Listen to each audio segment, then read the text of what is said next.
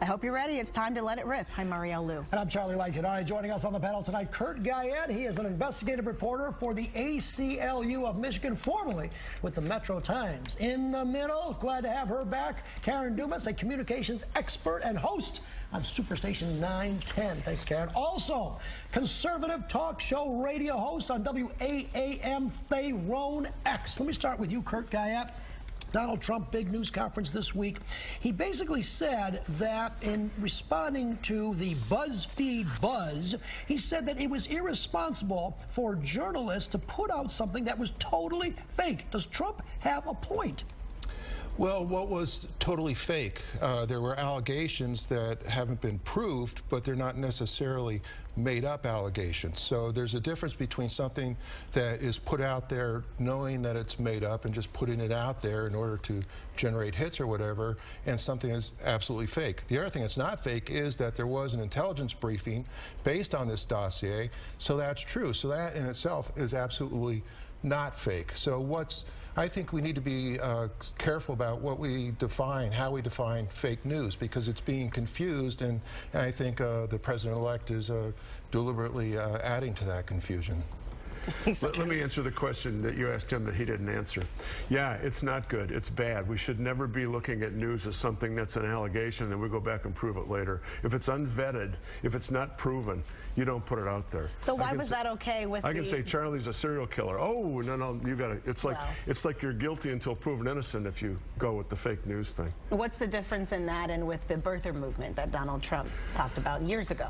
Well, the birther movement has nothing to do with Donald Trump. He just kind of piled onto it. A lot of people jumped into that. He certainly put it out there, though. Would you agree with that? He didn't put it out there. He jumped onto it. Joe absolutely added to that narrative during the election. Up until the end of the election, he furthered that narrative. He gave it legitimacy by even acknowledging that it could be true. So he absolutely contributed. I wondered about it myself. I'm not convinced. All right, let me bring in Karen. Let me bring in Karen right now. They made the calm before the storm over here. What is that? How do we tell what is real news and fake news these days with all of the social media that we have? I mean, isn't it a real danger? Is the public really getting the truth? Well, I mean, first, Charlie, what is the truth? I mean, and people look to the media for objectivity, but objectivity doesn't really exist. And that's what you have to understand from a human perspective. It cannot exist. So people, excuse me, and instead of looking to news media to tell them what to think, they have to think and ask questions on their own. You also have to look at the fact that there's so many news platforms now. Anybody with a platform is now a subject matter expert. And so everybody's anxious to be first without not necessarily the investment to make sure that the information they put out is accurate. But like Kirk said, if you're saying these are allegations that are coming from a source, then you have to accept it that it's an allegation. It's not a proven fact, because you do want to know if allegations are floating around about anybody. But if you're I know that all too well. If you're in news, you vet it and substantiate it. You should do that. If you're in opinion, it's just an opinion. You're absolutely right, but you can read our daily papers and see things that are supposed to be news articles that have, you know, threads of personal opinion. You have put out a BuzzFeed, which put out a report from somewhere, we're not really sure where, that said that Donald Trump had sexual dealings in Russia. I mean, was this really, would you have done that on your radio show? Would I have done that? No. What I would have done... The Metro Times have done that. I don't know. Maybe they would. Of course, maybe you talk about the article. There's an article in BuzzFeed that says, and maybe I try to pull somebody that was either quoted or the person that wrote the article. That's how I would discuss it. Walk it back. The person that ran out that false narrative was supposedly somebody on the streets in Russia that gave it to an MI6 operative that's now under question as to having some kind of lawsuit against him. They used Trump's attorney as supposedly having been there, where his passport was never stamped with what country or whatever that was in. So the whole thing was BS to begin with. You do not know if it's false or not at this point. Well, I don't know if it's false if you started the birther movement. Did you start the birther movement rumor? I heard you did. Is that true or false? Do you want to let me finish making my statement? I just made your point. I didn't say that Trump started the birther movement, but he certainly furthered it, and he did. He was part of it. He was part of it. I just made a point. He was part of those that was making those allegations. That Hurl was calling allegation into out and then walk back from it. The legitimacy of the president with no evidence. But let me ask you this, Ron. Let me ask you this: is it credible? Should the president of the United States even be getting into this kind of? I was going to say, what does that have to do with anything? Discussion? Well, the reason I like Donald Trump, he's not president yet, he's president-elect. And the thing that we all resonated with, those of us that actually like Donald Trump, keep in mind, Donald Trump is emblematic. All the people standing behind him are who are president of the United States now. And here's the deal. He's the first human being that came to this and said, I'm not going to put up with the politically correct crap. You punch me, I'm punching you back 100 times harder. It's not even politically correct. It comes across as uninformed, immature, emotional, and irrational. That's a false narrative. That's right not there. a false narrative. That's my opinion. And if you have any degree of logic, then that's going to be yours too. Can I make one point? The president-elect could dispel a lot of this if he would release his tax returns and show what's really going on. Who cares about his tax returns? Well, obviously people that don't care about facts. Oh, please. But isn't this a distraction, Charlie? I mean, he's nominated the head of Exxon to be Secretary of State, which could change a lot of things from an industry, how we're doing business, the impact, and the relationship with Russia. He said that guy has a lot of foreign policy experience. He's been doing business in many, many countries, and he's a business person. He's a great pick. I watched last night a replay of the story by Rachel Maddow. It talked about their right to invest, their right to drill in Russia, which is nearly 66 million acres in Russia, and so that's a large investment. He can change those rules. I mean, a lot of this just doesn't make any sense. Let me talk about changing rules for a minute. Let me ask Ron one moment. During this press conference, Donald Trump essentially kicked out a CNN report, not kicked him out, but did not cut him off. Cut him off, didn't let him answer a question. President Obama would not have done it. Ronald Reagan would not have done that. No president would do that. Is that really effective for the president to communicate with the media like that? I find it refreshing that the president-elect literally called a person out. If you turn on CNN at any time, 24 hours a day, it's all anti-Trump all the time. That he literally said, I'm through with you guys. You're fake news, and I'm done with you. I liked it. Do you think CNN is I would have had news? Security escort him out of the building in front of the cameras. But do you really think CNN is fake news? Pretty much. Not their straight-up news. When they do straight-up news, you know, black is black, white is white. But when they get into opinion, where they've got Van Jones sitting next to Bob Beckel, I mean, that's as fake news as it gets. Kurt, you're burning up here. You know, there's just a complete denial that there is anything such as objective reality, which is absolutely frightening. Well, go ahead and chuckle. You could live in a world where there is no objective reality and just choose to believe whatever it is you want to believe because it supports whatever it is. I never consider facts nor logic. In fairness, though, we do have publications, and we know who they are. Even locally, some of them and some of the blogs are not necessarily, they don't vet necessarily every story they do. No. Doesn't that give a bad impression? He just hit on an excellent point. He just made an excellent point. I think he was talking to me, not you. Do you want to wait your turn? You made an excellent point. We are living in two alternate realities, and he just pretty much bespoke that. We have one reality over here and one reality over here, and then never the twain shall meet. That's Kurt's reality. Go ahead, Kurt. No, but it is absolutely part of the problem here is that with the media itself and not doing their job as good as they can. So now it's just crank it out, crank it out, crank it out. So people are doing blogs based on work that other people are doing without vetting it. And that's a problem everywhere. Because, Charlie, you see that all the time. I mean, you know, where broadcast media picks up from a print story and it snowballs. Everybody's picking up on somebody else's story again without the necessary, without the required vetting. I mean, what precedent does this set if we do have a president who will effectively not call on media because they publish things, not necessarily because they're fake or inaccurate, but because they're just things that he doesn't like, if it's just a criticism? I think not just as it relates to the press, Mariel, I think just Donald Trump is setting a very low standard and a very unrealistic and disappointing precedent for the leader of the free world. He's raising the standard. He's looking at all these talking heads out here that are the current standard, that aren't real news, that are people that... Our news gets filtered through 15 people sitting in the White House. Screw that. I want the President of the United States to go directly to the people with fireside chats, 2017 tweets, rather than go get filtered through anybody at Fox or CNN or MSNBC. Twitter's okay? If it's the president making a statement that I want the people to know this, is fine by me. It would help if he made true statements, though, rather than false statements, don't you think? Prove that they're false. Because there is no such thing as objective reality. Prove that they're false. I think we can prove with a tweet that he just did today about John Lewis's. All right. Prove it. We're going to get into John Lewis. Don't just say an opinion, prove it. All right, why don't we hold it right there? All right, we want to share your thoughts. Use the hashtag #LetItRipWeekend. You may very well see your tweets at the end of the show. We're going to come back. When we come back, we're going to talk about John Lewis, who says that Donald Trump is not a legitimate president. That after the break.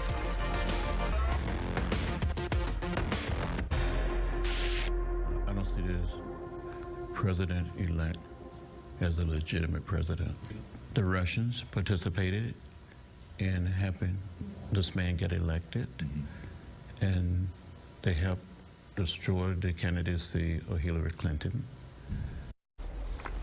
All right, welcome back. That is a clip from NBC's Meet the Press. Civil rights leader, Georgia Congressman John Lewis, questioning the legitimacy of Trump's presidency. We are back now with Kurt Guyette, Karen Dumas, and Pharaoh X here in studio today. So what do you think? Should the congressman have made those statements at all? Well, he's allowed to, his opinion. And certainly right now, if you believe the government, and I can understand not believing the government, but if you believe all the intelligence agencies saying that the Russians tried to influence this election by taking certain actions, by hacking the DNC and John Podesta, then yes, there should be a concern. There should be a concern among everybody that the Russians took actions in an attempt, a deliberate attempt, to try to influence these elections. And also it needs to be, okay, so there's not enough evidence presented so far to make it 100% verified. Some things are never 100% verified. But if that's a concern, then certainly there, more investigations. And I think even your president-elect, our president-elect, has now, after denying it, finally admitted that the Russians were involved. So what Mr. Lewis just said comports with what the president-elect has just said. But isn't this what Donald Trump said about President Barack Obama, and he questioned his legitimacy and challenged him for a long time to prove it? Over something that was absolutely not that were accusations and unsubstantiated. Untrue. Exactly. I don't disagree with you there, but a lot of liberals back then said, "Oh my gosh, this is not right. You can't." A lot of conservatives, you shouldn't do that. The fact of the matter is that a respected congressman, on the eve of Martin Luther King's national holiday that we celebrate, now making a statement that Donald Trump is not a legitimate president, isn't that just birther all over again? And didn't we have so many problems with the birther movement last time? Shouldn't we accept the fact, like it or not, he is a legitimate president? Well, I mean, legitimate, and then here, what's fake, what's real, he has been elected by the people of the United States, so for all of that legitimacy, he is the president. But I think, Lewis is saying something else in terms of his illegitimacy, not in terms of validation of the election, or is he? Is he, Pharaoh? First of all, if the Russians did hack and they don't know whether they did or not, you'd have to catch them right in the act to say, trace it back to a Russian IP or whatever. But if they did, and they outed John Podesta and Hillary Clinton's emails, and we found, even though they got at it, let's say illegally, the truth of what they were actually emailing back and forth, and the American public based an opinion on that, so what? So be it. The election went down because people woke up and said, look what's going on. There's a good American for you, isn't it? You're throwing the baby out with the bathwater. There's a good American. Kurt? What, you want to respond? I mean, yeah, so the Russians are influencing the American election. They didn't influence. They elected my guy, so it's okay. It's as long as they elected my guy, influenced the American elections, not the Russians. We don't know that the Russians even did it. It's the truth that influenced the American election. President-elect says they did. That the Russians. The president-elect himself said they did. He didn't say they did. He's going to have meetings to find out. No, he did. He just said they just showed the clip of him saying that the Russians were involved in doing it. Did they not just show the clip of the president-elect showing the election? What about the there's the ACLU pointing out the facts that you won't even ignore, and it just appeared right in front of your very eyes. Do you guys ever go pro-American on any issue at all? I'm curious. Do you? Name one. You cannot be more American than defend the rights in the Constitution. Knock it off. You guys are everything is subjective. What about the way that the president-elect responded? Everything is not about John Lewis. There is objective fact. Everything is not subjective. Start clinging to it. I'm saying there is a degree of subjectivity saying everything. I'm saying just as your position you agree with and he disagrees with it, I'm saying, and this is the passion that has divided us in this entire election. Let me post something to you, though, Karen. Back in the day when you were with Mayor Bing's administration, there were a series of articles about you by the Detroit News that did not paint you in a very nice, favorable time. And you'll admit that. Did you think that was fake news, or was that just an opinion? Well, I knew it was fake news. I knew that this particular reporter had taken these accusations and was attempting to use this to validate his career. I remember there was one particular article. There were 9 unnamed sources. There was no person named or resource. Opinions, right? And so, but it wasn't called an opinion. It was on the front page of the news. But they weren't legitimate emails. Was that a legitimate story? They said you were mean. They weren't. No, they said you were mean and you alienated people in the Bing administration. That was it. It's out there, right? Right. That's what it said. That's what it said. But is that fake news, or was that someone's opinion? That was someone's opinion. Is that legit to publish? That was someone's opinion. It should have been published as someone's opinion and not as fact. The Podesta Hillary emails were physical emails. They weren't somebody's opinion. That's my point. You don't know that they weren't altered by the Russians, do you? Please, knock it off. I want to go back to John Lewis. What about the way that Donald Trump responded via Twitter? John Lewis, God bless him, just, right there with Martin Luther King on the right side of the issue at the right time, is right now, I would argue, becoming almost the titular head of the unreal side of America that says Donald Trump's not legitimate. Donald Trump is a president, period, whether you like it or not. And as an elected official, I think it's counterproductive for him to take that position. If he wants to stand against Trump on every issue, fine, but to say that he's not a real president is just a ludicrous statement. But in context, though, he was saying not legit because of the hacking issue. So I think he will accept him as president. But that's going back to the false narrative for your backup, for your fallback. How do you know it's false? Has it been proved to be false? How do you know this guy's blue? I mean, please, you just keep asking like it's like a little kid, Daddy, why? Daddy, why? You keep calling something false. How do you know that it's false? How can you say that Donald Trump's not the president of the United States legitimate when he was elected, whether you like it or not, by the Electoral College? Because if you start with the fact that he believes that the Russians interfered, then you call into question his legitimacy. If a foreign power Russians didn't interfere with the election. How do you know that? The Russians you keep making statements. emails. How do you know that? The way that Donald Trump responded, though, was said that John Lewis... I'm arguing with a frickin' telephone pole. Hold on. Which is much smarter than you. Hold on.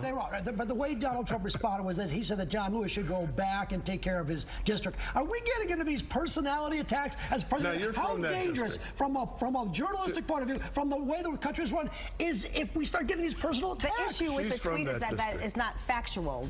He represents one of the most upscale areas in Atlanta. Is there crime there? Well, I can't speak in terms of seeing facts today, but no, it's not. And it's been proven. No, but it's an African American. It's an African American area. And that's all that Trump needed to know, because remember, you live in urban areas, you got to walk to the store and not get shot, and you've got like those. a witch hunt. Well, the term racist now. Modern day witch hunt. You're a witch. You're a witch. You're a racist. You're a racist. All right. They talk about fake news. They're wrong. This is not accurate. It's not accurate. What he said, it's wrong. He didn't put it out as news. He was basically slapping back at a guy who was he was making a statement that was false. All right, coming up. That's okay with you, because you like what you are thinking about live on the air. Your comments right when we come back. Don't go away.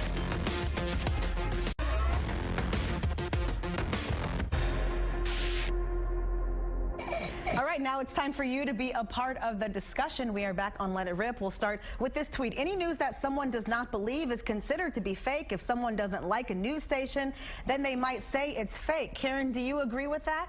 I think that's pretty much most people's opinion. If in fact it's something they don't understand or don't agree with, then yeah, they tend to challenge or question its legitimacy. Thank you. All right, let's try this one right here. That being said, we should not welcome other nations hacking our systems on any level. Tharon, isn't this a real security danger here we should really be talking about? Well, we're not welcoming any news systems into our system other than the ones that are already here. Who's in other than ours? All right, the facts that were leaked were only backing up how people felt. It did not influence the election. Kurt, do you agree with that? Boy, I think that there are a lot of things that influenced the elections, and that was one of the factors. And we still don't know for sure whether those emails were not altered or not. I love this question, Jim. Is our mainstream media gravitating to the model of supermarket checkout line rags, selling their soul for circulation? Who wants to take care of Karen? I think they're trying to remain competitive. I mean, there's more competition, and so I think that they're doing what they have to do to remain relevant and competitive. They roam. There's a melding. Yeah, I'll give you that. It seems to be that opinion is now mixing with logic-driven fact, and that's not good for news.